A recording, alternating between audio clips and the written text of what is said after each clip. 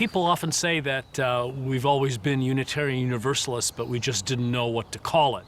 We were mixed marriage, Jewish and Congregationalist, and we just tried Unitarianism, and we came for our children, and we stayed for ourselves.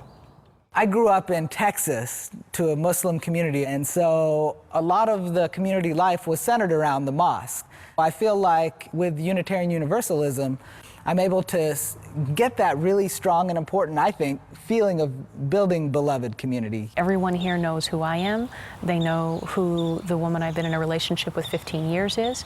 They appreciate that relationship and they respect it, and I am encouraged to come and be me. And that is the first place I've ever been able to be me.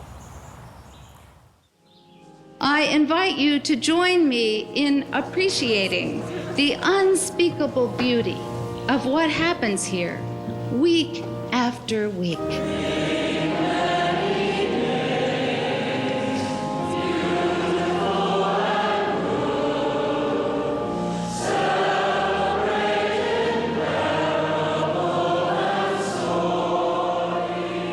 So when people ask me what is Unitarian Universalism, I like to pull out the first principle of the inherent worth and dignity of every person. We have a spectrum theologically that runs from Christianity and Judaism to atheism, agnosticism.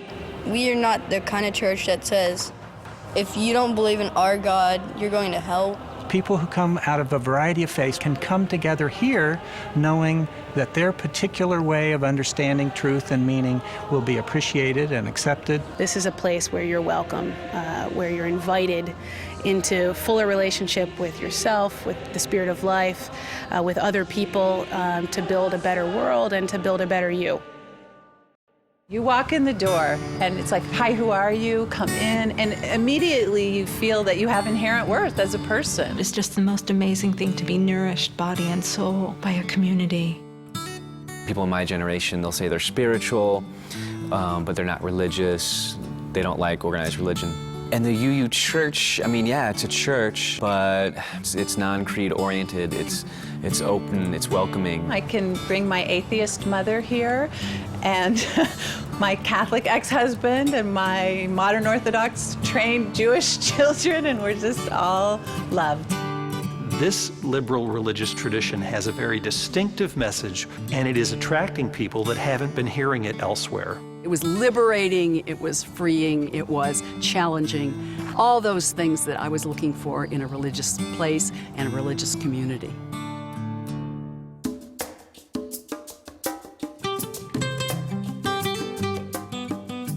Once you start to have children, it's nice to have someone else trying to teach them similar moral values. You know, it's really nice to have it reinforced by a community in which you feel comfortable and you feel like these values are truly shared and important. My oldest is now in 3rd grade, and so she's starting to get into more of the conversations about social justice, about neighboring faiths, about what other people believe, about starting to identify what is important to her and what is her beacon. We kind of believe in community outreach and helping us become better by helping the community. In Unitarian Universalism, we have a responsibility, which is to provide people the opportunity to do the work that it takes to figure out what their beliefs are. We also want them to have respect for the interdependent web of all existence, so that will be a part of our religious education. We want them to have respect for themselves and for their bodies, so we do comprehensive sexuality education with children, which we feel is a part of their spiritual growth. It gives you like a whole new perspective of how other people think and how other people feel, and I think it just makes you a nicer person. The trend more recently is for us to name our religious education lifespan faith development, because we recognize that it's a process that occurs throughout our lives regardless of our age and stage.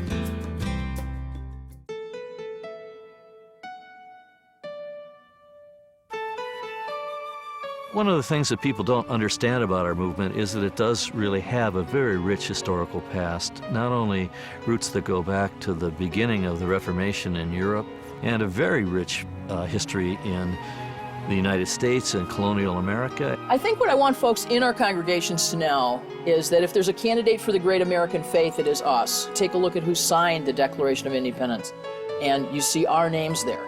3 of the first 6 American presidents were Unitarian, and I'm pretty proud of the country that we helped build. This faith, the more I learn about it and discover it, is ingrained in the values that the American Constitution is put together with. It's about acceptance and tolerance and liberty and freedom to believe. So I think it's inherent in who we are as citizens of this country. Most of the idea of universalism, although it had some roots in England, is really indigenous to our own country.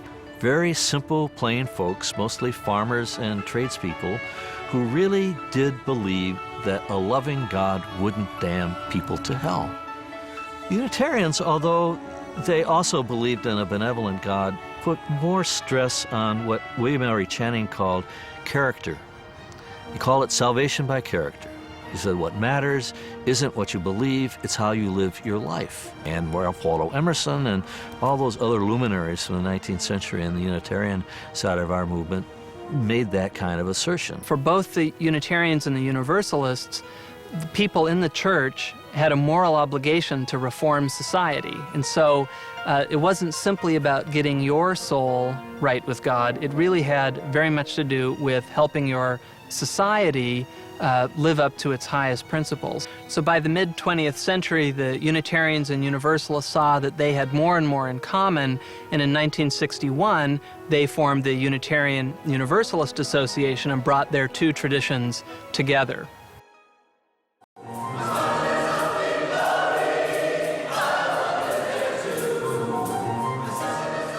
Our philosophy is be out into the world 6 days a week and then come in here and tell us how that informs your faith. We are about trying to improve the conditions in which a lot of people live and make the world in our community a much better place. The Unitarian Universalists sent more ministers to Selma to join Martin Luther King in the Civil Rights March then than any other denomination. That's one of the things I love about my church is that, you know, activism and social justice are part of the principles, but then they are really lived out. Fighting classism, sexism, homophobia, working on environmental justice, really kind of creating the world we want to create. I think that there are folks who are coming to us right now in larger and larger numbers because they're looking for faiths that really respect the earth and have a stake in the environmental movement. And that's always been one of our values. Our elected leaders will be able to hear us if we can speak from our hearts. We're really trying to move forward as a congregation or as a community, and so it's really exciting to be a part of something that is very progressive and that is engaged and active. This church from its inception has been interested in changing the world. I don't have a minute to hate, she cried.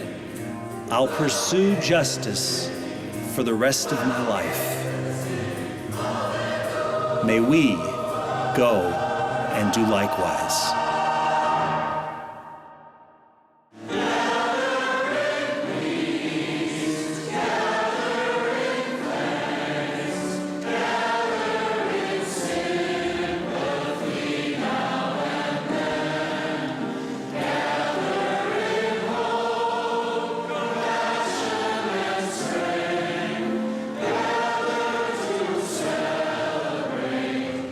If you want a tradition, a religious tradition that respects you and challenges you at the same time to be your best self in everything you do in your life, then this is a tradition for you.